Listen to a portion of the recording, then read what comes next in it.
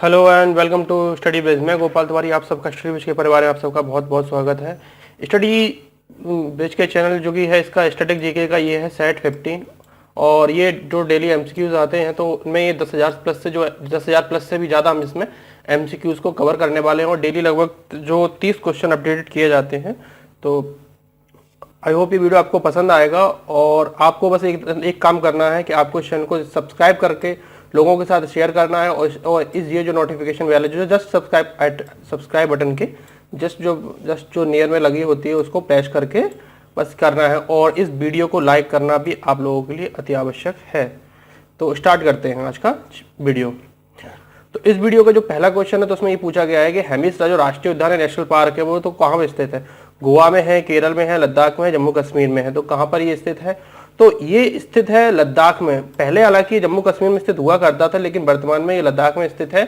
और ये किसके लिए फेमस है? ये इसमें जो स्नो लेपर्ड पाए जाते हैं, इस प्रकार के स्नो लेपर्ड होते हैं तो ये अकेले एक ही राष्ट्रीय उद्यान में पाए जाते हैं जो कि हेमिस नेशनल पार्क है और ये भारत का सबसे ऊंचाई पर स्थित नेशनल पार्क भी कहीं ना कहीं है।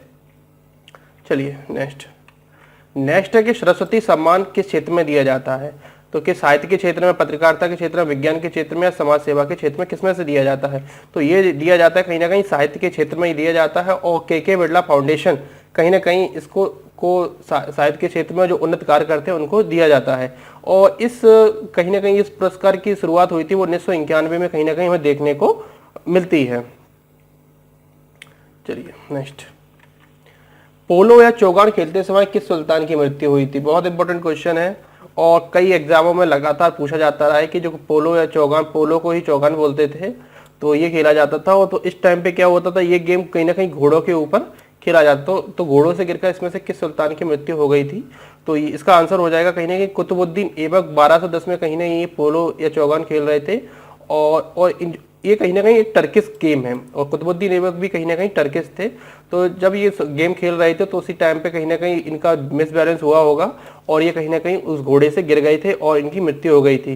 तो कई बार क्वेश्चन पूछा चुका है कि पोलो या चौगान खेलते समय किस सुल्तान की कहीं ना कहीं मृत्यु हमें देखने को मिलती है? तो वो है कुतुबुद्दीन ऐबक। चलिए नेक्स्ट क्वेश्चन है। तो नेक्स्ट क्वेश्चन देखने को मिलता है कि जो भारत का जो पूर्वी तट है तो उस पर कौन सा बंदरगाह स्थित है? कांडला, हल्दिया या कोच्चि, पारादीप या फिर कांडला या फिर पारादीप या हल्दिया। तो कौन सा बंदरगाह स्थित है? तो इसका आंसर देख लेते हैं। तो इसका आंसर हो जाएगा कहीं नहीं पारादीप और हल्दिया जो बंदरगाह है या फिर जो पोर्ट है तो वो कहीं ना कहीं पूर्वी तट पर है। अब देखिए ये है भारत का कहीं ना कहीं पूरा कोस्टलाइन एरिया जो कि लगभग 7,516 किलोमीटर के पूरे क्षेत्र में फैला हुआ है। ये पश्चिम बंगाल से लेकर के कहीं ना कहीं ये कांडला गुजरात तक फैला हुआ देखने को मिलता है। और जो कांडला बंदरगाह है वो कहीं ना कहीं बिल्कुल कच्छ की खाड़ी में स्थित है। तो अब बात करते हैं पूर्वी तट की। यहाँ पे बात हो रही है पूर्वी तट की। तो पूर्वी तट पे कहीं ना कहीं ये कोलकाता है, फिर हल्दिया है, पैरादीप है, फिर विशाखापट्टनम है, फिर ये इंदौर का है, फिर ये चेन्नई का है, फिर ये तुतीकोरिन का भी है। और ये कहीं ना कहीं पूर्व में लगे हुए बंदरगाह देखने को हमें मिलते हैं। ये मेजर पोर्ट्स हैं जो कि लगभग 13 हैं। ये मेजर पोर्ट्स हैं। उसके अलावा पे तो हजारों की संख्या में छोटे छोटे पोर्ट्स हैं। जैसे मुंबई में भी काफ़ी पोर्ट है। मुंबई का जो नवाशाबा पोर्ट है जिसे जवाहरलाल नेहरू पोर्ट ट्रस्ट भी कहीं ना कहीं कहा जाता है। इसके अलावा कोचीन का पोर्ट काफ़ी फेमस है। मैंगलोर का पोर्ट काफ़ी फेमस है। मोरमुगाओ गोवा का जो पोर्ट है जिसका नाम है मोरमुगाओ तो वो काफ़ी फेमस है। इसका ये पूरा का पूरा जो इसका पश्चिम में पड़ता है ये पूरा अरबियन सी है और ये पूरा का पूरा क्षेत्र पड़ता है वो बंगाल की खाड़ी में कहीं ना कहीं आता है। और नीचे कहीं ना कहीं भारत के जो दक्षिण में है वो कहीं ना कहीं हिंद महासागर देखने को हमें मिलता है, इंडियन ओशन जिसको कहा जाता है। तो ये पूरा का पूरा भारत का प्रायद्वीपीय भाग है जो कि लगभग इसकी कोस्ट लाइन लगभग 7,516 किलोमीटर कहीं ना कहीं देखने को हमें मिलती है। चलिए नेक्स्ट है। तो नेक्स्ट है कि जो विक्टोरिया फॉल है, जो विक्टोरिया वाटरफॉल है तो वो किस नदी पर अवस्थित है? अमेजोन, मिसौरी, सेंट लॉरेंस या जेवेंजी। तो ये कौन सी नदी पर देखने को मिलता है विक्टोरिया वाटरफॉल? तो ये देखने को कहीं नहीं मिलता है जेम्बेजी नदी पर और ये कहीं ना कहीं अफ्रीका कॉन्टिनेंट में देखने को मिलता है। इसके अलावा सेंट लॉरेंस जो रिवर है वो कहीं ना कहीं कनाडा की रिवर है और अमेजन कहीं ना कहीं दक्षिण अमेरिका की और विश्व की सबसे बड़ी नदी कहीं ना कहीं देखने को मिलती है। लंबी नदी हालांकि नील नदी भी है जो कि अफ्रीका कॉन्टिनेंट में बहती है, जिसके बारे में हम आगे भी चर्चा करने वाले हैं। तो ये है पूरा विक्टोरिया फॉल, काफी खूबसूरत देखने को में दिखाई देता है। जम्बेजी नदी पर है ये, काफी बड़े बड़े फॉल कहीं ना कहीं अफ्रीका कॉन्टिनेंट में पाए जाते हैं। चलिए नेक्स्ट, विश्व की सबसे बड़ी मीठे पानी की झील कौन सी है? तो विक्टोरिया है, बैकॉल है, कैस्पियन सी है या सुपीरियर है। तो कहीं ना कहीं ये ग्रेट लेक्स हैं, ये अमेरिका में जो स्थित हैं, जो ग्रेट लेक्स है, ये 5 बहुत बड़ी बड़ी ग्रेट लेक्स हैं, जिनमें से लेक सुपीरियर विश्व की सबसे बड़ी मीठे पानी की झील कहीं ना कहीं देखने को मिलती है। इसके अलावा ये लेक मिशिगन है, ये लेक कहीं ना कहीं ऑन्टोरियो देखने को मिलती है, ये लेक कहीं ना कहीं कौन सी है, ये ऑन्टोरियो है, ये इरोन है, और ये कहीं ना कहीं हीरोज, ऐसी कुछ लेक है, 5 लेक्स पाई जाती हैं जो कि ग्रेट अमेरिका में कहीं ना कहीं पाई जाती है। उनके बिल्कुल जस्ट जैसे ये लाइन देख रहे हैं आप, ये कहीं ना कहीं इनको अमेरिका और कनाडा को अलग भी करती हैं। इसके अलावा बात करते हैं विक्टोरिया के अलावा बैकाल झील की, तो ये साइबेरिया रूस में कहीं ना कहीं पाई जाती है और विश्व की सबसे गहरी झील है। इसके अलावा कैस्पियन सी कहीं ना कहीं खारे पानी की सबसे बड़ी झील भी हमें देखने को मिलती है, जो कि काफ़ी देशों में जैसे कि रूस, कजाकिस्तान, उज्बेकिस्तान वगैरह की सीमा के साथ भी लगी हुई है। अजरबैजान है, ईरान है, इन देशों के साथ कहीं ना कहीं ये कैस्पियन सी कहीं ना कहीं बॉर्डर शेयर भी करती है। बात करेंगे फ्यूजियामा, तो फ्यूजियामा किस देश का में स्थित फ्यूजियामा किस देश में स्थित ज्वालामुखी एक पर्वत देखने को मिलता है। पहले यहाँ पे ज्वालामुखी उद्गार था, लेकिन अब ये कहीं ना कहीं डेड वोल्केनो में आता है। तो ये इटली में है, जापान में है, कीनिया में, यूएसए में। अब इसके नाम से ही था फ्यूजी, तो कहीं ना कहीं मैंडरिन लैंग्वेज से संबंधित है, और ये कहीं ना कहीं जापान, जो कि जापान अकेला कहीं ना कहीं इसमें चाइनीज जैसी ही भाषा का उपयोग किया जाता है। तो ये कहीं ना कहीं इसके ऊपर देखिए कितना प्यारा दोस्त लग रहा है। इसके अलावा ये जो इसका भाग है ऊपरी, जहाँ से कहीं ना कहीं मैग्मा बाहर निकला होगा, ये क्षेत्रों में फैल गया होगा, तो कहीं ना कहीं इसको कहा जाता है क्रेटर, कहीं ना कहीं कहा जाता है।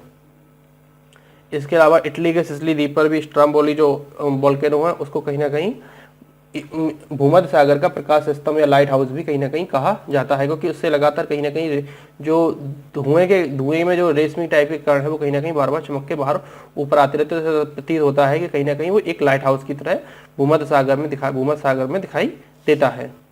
चलिए नेक्स्ट है, तो किसके गुरुत्वाकर्षण के कारण ज्वार भाटा कहीं ना कहीं आता है। तो सूर्य चंद्रमा दोनों या कोई अन्य कारण ही इसमें होता है। तो होता क्या है, सूर्य और चंद्रमा जब दोनों पृथ्वी पर समान दिशा से, जैसे ये सन है और ये चंद्रमा है, तो कहीं ना कहीं इन दोनों का गुरुत्वाकर्षण का जो बल है, लगातार जो पृथ्वी को खींचने का काम हो रहा है, तो कहीं ना कहीं एक दिशा में हो रहा है। जैसे सपोज करिए यहाँ पर आ गया चंद्रमा, तो अब चंद्रमा का जो लेवल है वो यहाँ से खींचेगा, सूर्य यहाँ से खींचेगा, तो कहीं ना कहीं फोर्स एक डायरेक्शन में नहीं लगेगा, जिससे काफी कम फोर्स हमें देखने को मिलेगा। तो कहीं ना कहीं ज्वार भाटे की ज्वार, छोटे छोटे ज्वार आएंगे, लेकिन जब एक दिशा में, चाहे वो बूंद यहाँ पर हो तो यहाँ पर हो, क्योंकि जब यहाँ से खींचेगा तो कहीं ना कहीं एक अपकेंद्रीय बल और प्रतिक्रिया बल यहाँ पर भी काम करेगा। तो इस दिशा में हो चाहे इस दिशा में हो, हमेशा हाई टाइड आएंगे, और ये दोनों कहीं ना कहीं सूर्य और चंद्रमा दोनों के गुरुत्वाकर्षण के बल के प्रभाव के कारण ही देखने को हमें कहीं ना कहीं हाई टाइड, जब ये दोनों एक दिशा में होंगे तो कहीं ना कहीं हाई टाइड आएंगे, और जब ये इस डायरेक्शन में होंगे तो कहीं ना कहीं लो टाइड और लो एब्स भी देखने को हमें मिलते हैं। चलिए नेक्स्ट क्वेश्चन है, नील नदी कहाँ गिरती है। काला सागर में, भूमध्य सागर में, लाल सागर में, अरब सागर में, कहाँ गिरती है। तो ये कहीं ना कहीं देखने को गिरती है भूमध्य सागर में ही मिलेगी। तो ये जो लेक विक्टोरिया है, तो यहाँ से जैसे ही निकलती है युगांडा, साउथ सूडान और इजिप्ट होते हुए ये मेडिटेरियन सी में कहीं ना कहीं देखने को हमें गिरती है, कि यहाँ पे मेडिटेरियन सी के आसपास कहीं ना कहीं ये गिर जाती है, मेडिटेरियन सी में ही कहीं ना कहीं गिरती है। तो इसका आंसर भी कहीं ना कहीं नील नदी कहाँ गिरती है, तो इसका आंसर हो जाएगा भूमध्य सागर में नील नदी आकर के गिर जाती है। इसके अलावा विश्व की सबसे लंबी नदी भी हमें देखने को मिलती है, और इसकी अगर दिशा पूछी जाए तो कहीं ना कहीं ये उत्तर दिशा में बहती है। श्रीनगर किस नदी के तट पर स्थित है, चिनाब, रावी, ब्यास या झेलम। तो बहुत सिंपल क्वेश्चन है, कई बार पूछा जा चुका है, और तो ये डायरेक्ट आंसर हो जाएगा कि झेलम नदी के तट पर कहीं ना कहीं हमें श्रीनगर जो जम्मू कश्मीर की राजधानी भी है, तो देखने को कहीं ना कहीं झेलम नदी के तट पर कहीं ना कहीं श्रीनगर जो नगर है वो पाया जाता है। नेक्स्ट है कोयना बांध, तो कोयना बांध किस राज्य में है। तो कोयना बांध कहीं ना कहीं कोयना नदी पर ही स्थित है, और ये कहीं ना कहीं महाराष्ट्र राज्य में स्थित है, और महाराष्ट्र का लगभग ये दूसरा सबसे बड़ा बांध भी देखने को हमें मिलता है। नेक्स्ट, जोग वाटरफॉल है तो वो किस नदी पर है, शरावती, कावेरी, नर्मदा या चंबल। तो किस नदी पर जोग जो वाटरफॉल स्थित है, तो ये कहीं ना कहीं वाटरफॉल हमें देखने को मिलता है शरावती नदी पर, जो कि कर्नाटक राज्य में स्थित है, और ये भारत का कहीं ना कहीं सबसे ऊंचा वाटरफॉल भी देखने को मिलता है। इसके अलावा जो कावेरी है, तो कहीं ना कहीं इसे कावेरी को बूढ़ी गंगा, दक्षिण भारत की बूढ़ी गंगा भी कहा जाता है। नर्मदा नदी कहीं ना कहीं पश्चिम दिशा में बहती है, और कहीं ना कहीं एक ज्यादातर नदियां होती हैं तो वो कहीं ना कहीं लैगून या फिर लैगून नदियां बनाती हैं। इसके अलावा ये कहीं ना कहीं एक जलमुक्त डेल्टा बनाती हैं, और बाकी जो नदियां होती हैं जैसे कि कावेरी हो गई और अन्य नदियां हो गई जैसे गंगा हो गई, तो ये नदियां कहीं ना कहीं डेल्टा बनाती हैं और ये जलमुक्त डेल्टा बनाती है। डेल्टा क्या होता है कि जैसे ये नदी का मुहाना है तो यहाँ पर आकर के नदियों की स्पीड काफी स्लो हो जाती है और ये क्षेत्रों में फैलने लगती है, तो वो जो क्षेत्र कहीं ना कहीं उपजाऊ हो जाता है और यहाँ पर कहीं ना कहीं मैंग्रोव वनस्पति का भी निर्माण होता है। लेकिन नर्मदा नदी क्या है, ज्यादातर जो क्षेत्र है वो काफी ज्यादा पथरीले एरियो से बहता हुआ, तो इसकी स्पीड काफी ज्यादा होती है, जिस वजह से ये डेल्टा का निर्माण नहीं कर पाती हैं और ये कहीं ना कहीं एक जलमुक्त डेल्टा तथा जब ये पानी नीचे गिरता है तो कुछ इस प्रकार का दृश्य कहीं ना कहीं जनरेट करती है, जैसे वाटरफॉल की कंडीशन हो रही हो। चलिए नेक्स्ट। तो गुरु नानक देव जी का जन्म कहाँ हुआ था? 1449 में हुआ था, 1453 में हुआ था, 1469 में हुआ था, 1499 में कब हुआ था? तो जो गुरु नानक जी का जन्म हुआ था वो कहीं ना कहीं 1469 में पाकिस्तान में जो स्थित है तलवंडी, तो वहाँ पेजो की पेशावर में, पेशावर वहाँ के जो राज्य है पेशावर राज्य है, तो और उसको ग्रेट फ्रंटियर भी कहीं ना कहीं कहा जाता है, वेस्ट फ्रंटियर भी कहा जाता है। तो कहीं ना 1469 में पाकिस्तान के जो तलवंडी क्षेत्र है वहां पर कहीं ना कहीं हुआ था।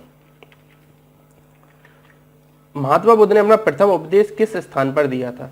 सारनाथ में, श्रावस्ती में, वैशाली में, पाटलिपुत्र में। तो महात्मा बुद्ध ने अपने सबसे बड़ा उपदेश, सबसे ज्यादा प्रथम उपदेश दिया था वो कहीं ना कहीं सारनाथ, जो कि कहीं ना कहीं वाराणसी की पास में देखने को मिलता है, वहां तो मुश्किल से 32 किलोमीटर के आसपास होगा। तो वाराणसी में प्रथम उपदेश दिया था जिसको धर्मचक्र प्रवर्तन का नाम दिया गया था। इसके अलावा श्रावस्ती में उन्होंने सबसे ज्यादा उपदेश दिए हैं। इसके अलावा वो वैशाली भी गए थे, क्योंकि कहीं ना कहीं उनको जन्म स्थान भी है, और वैशाली में उन्होंने कहीं ना कहीं उदयन के यहाँ पर गए थे और उनको काफी ज्यादा सम्मानित भी किया था। इसके अलावा वो पाटलिपुत्र भी गए थे जिसका निर्माण कहीं ना कहीं उदयन ने ही किया था। इसके अलावा वैशाली में कहीं ना कहीं जो कालाशोक के टाइम पे कहीं ना कहीं जो वैशाली राज्य में कहीं ना कहीं जो बौद्ध संगति है वो कहीं ना कहीं आयोजित की गई थी। अमीर खुसरो क्या थे? कवि थे, इतिहासकार थे, संगीतज्ञ थे या सभी थे?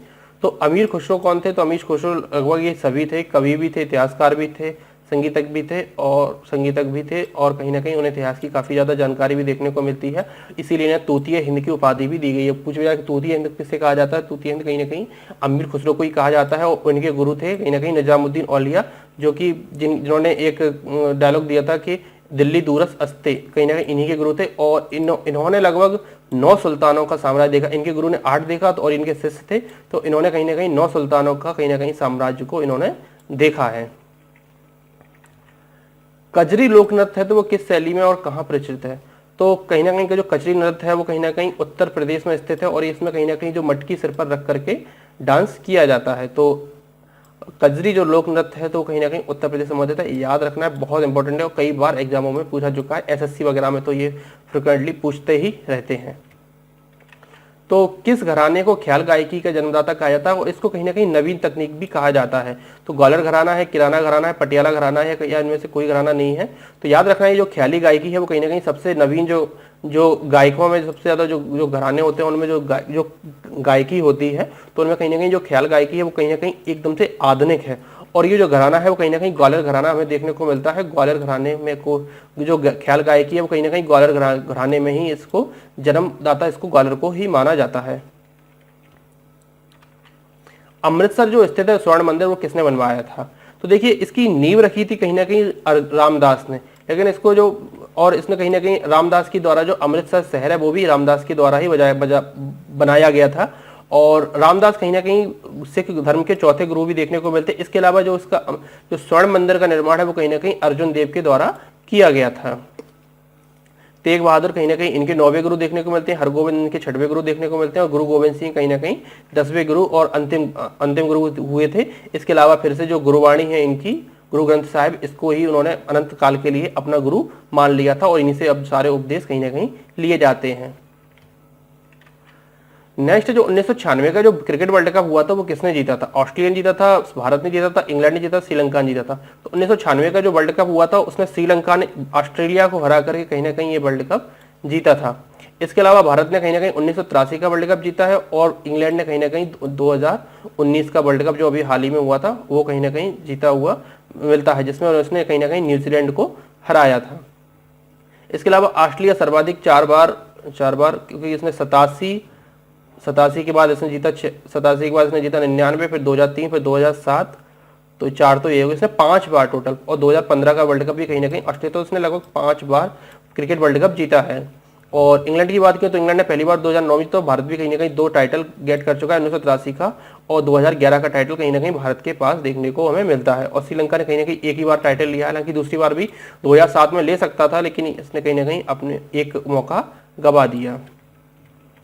नेक्स्ट, जो सीवी रमन को नोबेल पुरस्कार दिया गया था, तो वो किस बार दिया गया था? 1929 में, 1930 में, 31 में, 34 में। तो जो सीवी रमन को कब दिया गया था? इसके अलावा उन्होंने भारत रत्न भी दिया गया, चलिए उसके बारे में अभी थोड़ी देर में बात करते हैं। तो इनको दिया गया था कहीं ना कहीं 1930 में नोबेल पुरस्कार से सम्मानित किया गया था, क्योंकि उन्होंने डिस्पर्शन ऑफ लाइट किया था, जो जो जैसे प्रकाश कहीं ना कहीं यहाँ से जाता है और यहाँ से जैसे गया, क्योंकि यहाँ से रुक गया, जैसे यहाँ से गया और प्रिज्म से होकर के जब ये जाता है तो कहीं ना कहीं कई कलर्स में कहीं ना कहीं विभक्त हो जाता है। तो इसकी उन्होंने पूरी कहीं ना कहीं थ्योरी दी, तो उसको कहीं ना कहीं रमन प्रभाव या डिस्पर्सन ऑफ लाइट भी कहीं ना कहीं बोला गया था। तो इनको कहीं ना कहीं 1930 में इन्होंने ये कहीं ना कहीं खोज की थी, और 1929 में सॉरी खोज की थी, और कहीं ना कहीं इन्होंने खोज भी 28 फरवरी 1929 को की थी, और इसी के आधार पर उनको 1930 में कहीं ना कहीं नोबेल पुरस्कार से भी सम्मानित किया गया था। इसके अलावा इन्हें भारत रत्न से भी सम्मानित किया जा चुका है, और भारत रत्न से इन्हें सम्मानित जब पहली बार 1954 में जब भारत रत्न बांटे गए थे सर्वपल्ली राधाकृष्णन और सी राजगोपालाचारी के साथ में, इनको भी भारत रत्न दिया गया था।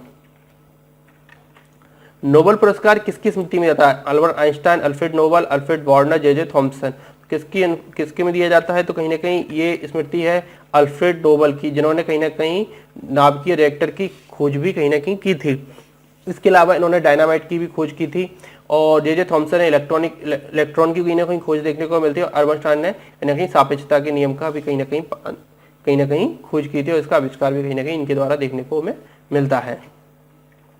नेक्स्ट जो रेमन मैग्सेसे अवार्ड है, तो वो कौन सी संस्था देती है? विश्व खाद्य संगठन देता है, भारत सरकार देती है, फिलीपाइन सरकार देती है, यूनेस्को देता है। तो जो रेमन मैग्सेसे अवार्ड है वो कहीं ना कहीं फिलीपाइंस की सरकार देती है, और इसका गठन कहीं ना कहीं 1957 में किया गया था, और 1958 में कहीं ना कहीं पहली बार विनोबा भावे को ये पुरस्कार कहीं ना कहीं दिया गया था, जो कि अगर पहली बार दिया गया तो काफी सम्मान की बात है कि भारत के विनोबा भावे को दिया गया था। और कहीं ना कहीं जो रेमन मैग्सेसे अवार्ड है, इसे एशिया का नोबेल पुरस्कार भी कहा जाता है। जो बृहद संहिता है तो उसके रचनाकार हमें कौन देखने को मिलते हैं? शूद्रक, ब्राह्मण, अश्वघोष या पाणिनि। तो कौन देखने को मिलते हैं? तो इसके जो रचनाकार है वो कहीं ना कहीं ब्राह्मण हमें देखने को मिलते हैं, याद रखना है।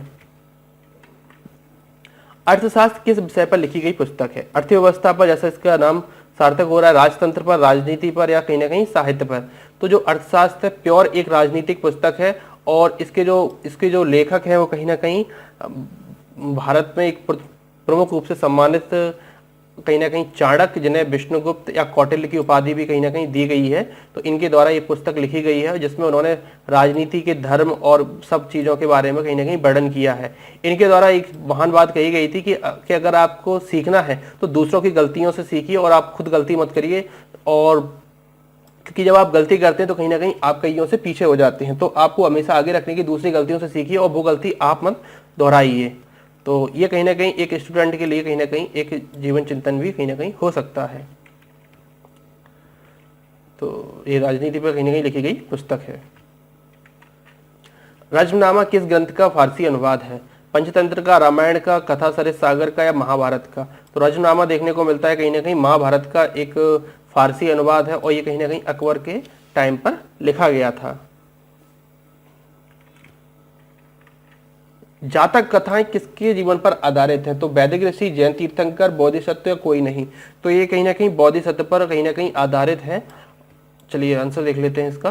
तो ये कहीं ना कहीं बोधिसत्व पे, अर्थात जो भगवान बुद्ध हैं कहीं ना कहीं उसके जीवन पर और पूर्व जन्म की कथाओं पर भी आधारित कहीं ना कहीं जातक कथाओं को बताया गया है। तो ये पूरी तरीके से कहीं ना कहीं जो बौद्ध धर्म से रिलेटेड ये पुस्तक कहीं ना कहीं हमें देखने को मिलती है, जातक कथाएं।